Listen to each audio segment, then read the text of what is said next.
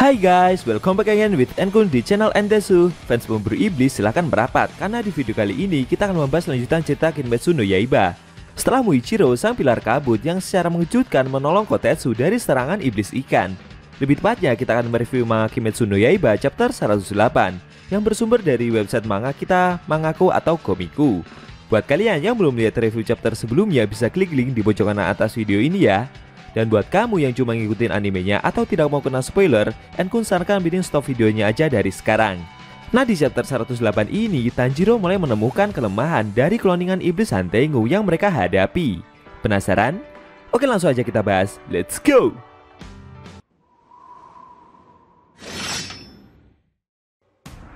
Di awal scene, kita diperlihatkan Muichiro yang berhasil menebas kepala dari iblis ikan yang menyerang Kotetsu sebelumnya. Tapi anehnya iblis tersebut tidak mati dan kepalanya malah meregenerasi kembali. Bila hal itu, Muichiro berinisiatif untuk menebas pot yang berada di punggung ikan tersebut. Secara tak terduga, monster ikan itu berteriak kesakitan. Perlahan tubuhnya mulai hancur dan akhirnya iblis itu berhasil dikalahkan. Muichiro menyadari jika iblis yang dia hadapi barusan mendapatkan kekuatannya dari pot tersebut, dan monster ini dibuat dari jurus darah iblis.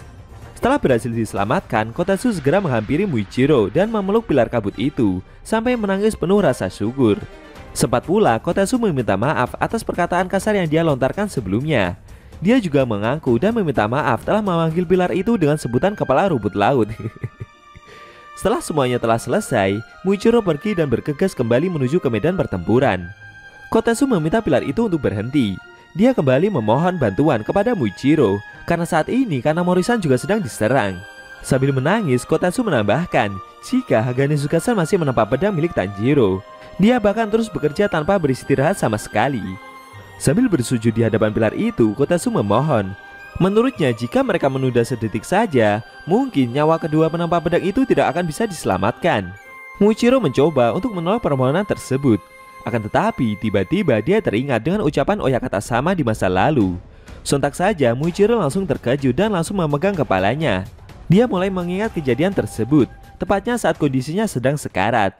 Saat itu sekujur tubuh Muichiro diperban karena mengalami luka yang sangat parah. Muichiro masih bingung dengan keadaan yang dia alami saat itu.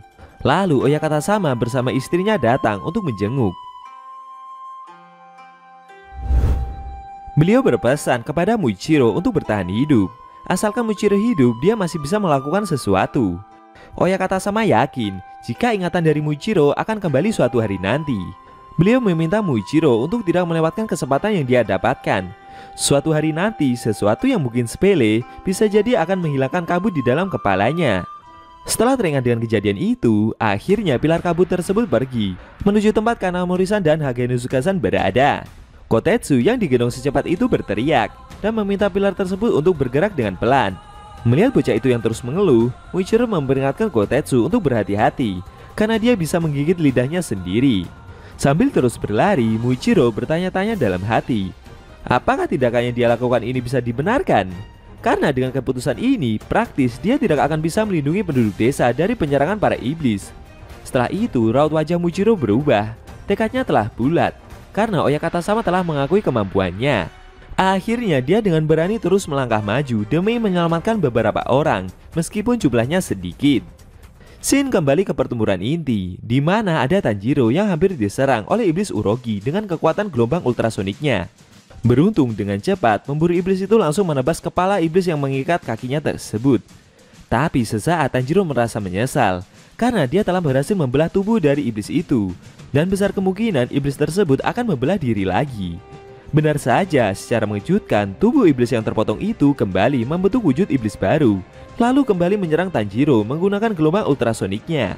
Tanjiro kembali menerima serangan tersebut, tapi setelah menerima serangan itu, dia menyadari sesuatu.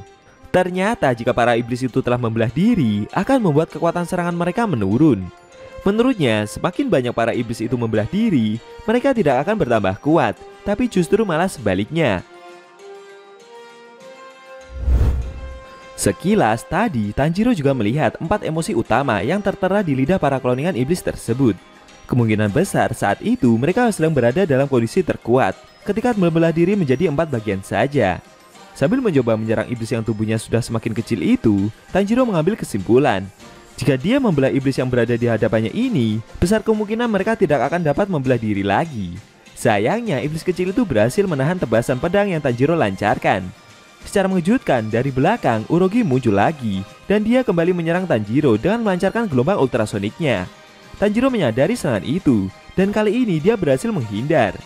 Sambil bersiap untuk menyerang balik, Tanjiro merasa jika dia hanya perlu mengalahkan salah satu dari iblis ini, agar bisa segera kembali ke tempat Nezuko dan gengnya berada. Namun sesaat Tanjiro juga menyadari jika iblis yang dia tusuk dan mengikat pedangnya barusan telah menghilang. Tanjiro terkejut, dia bingung kemana perginya mulut yang barusan dia tusuk itu. Sayangnya belum sampai Tanjiro berpikir lebih jauh, dengan cepat Urogi kembali menyerang pemburu iblis tersebut. Kali ini menggunakan cakaran kerasnya, sehingga membuat dada dari Tanjiro terluka. Setelah berhasil melukai pemburu iblis itu untuk sekian kali, membuat Urogi tertawa. Dia berkata jika cakaran kerasnya sangat cepat dan tajam, bahkan mampu memotong berlian sekalipun. Sambil melihat tubuh Tanjiro yang gemetaran dan seperti ketakutan itu, membuat iblis tersebut merasa senang. Urogi bertanya, apakah pendekar pedang itu menyukai cakarannya barusan?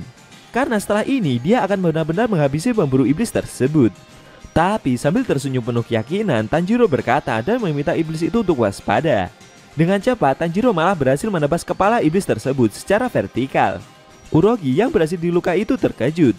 Di sisi lain, Tanjiro terus maju, dan dia berencana memenggal kepala iblis itu.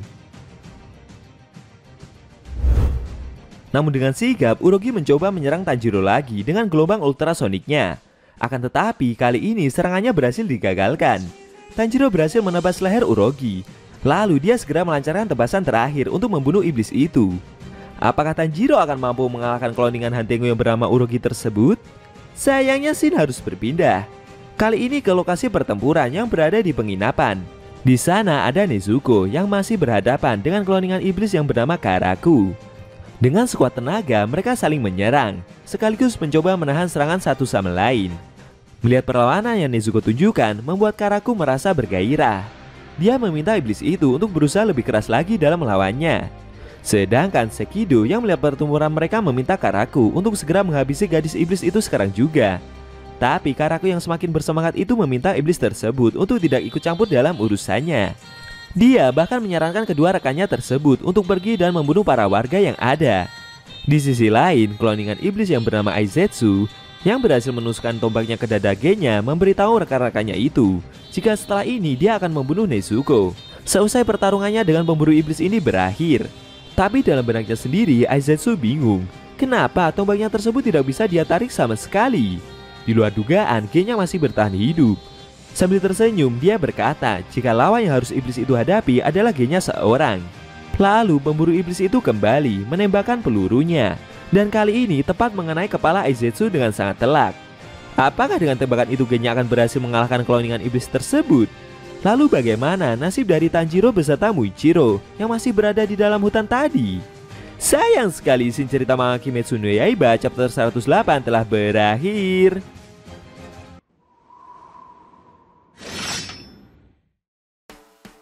Oke guys, itu tadi review manga Kimetsu no Yaiba chapter 108 yang ending scene-nya memperlihatkan Genya yang secara mengejutkan tidak mati meskipun dadanya telah tertusuk tombak sekalipun.